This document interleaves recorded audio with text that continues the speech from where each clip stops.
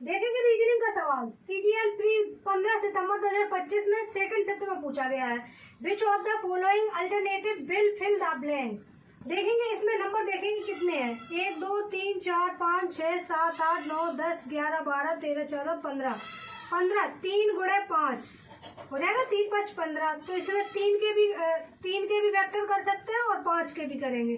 तो इसमें देखेंगे टुकड़े करें 5 5 5 करते हैं। 1 2 3 4 5 1 2 3 4 5 1 2 3 4 5।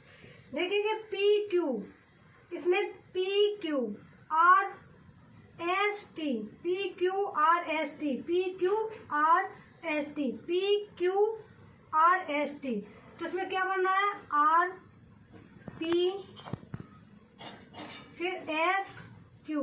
तो इसमें कौन सा आंसर मैच कर रहा है आर पी एस क्यू। तो इसका राइट आंसर ए हो जाएगा आर पी एस क्यू।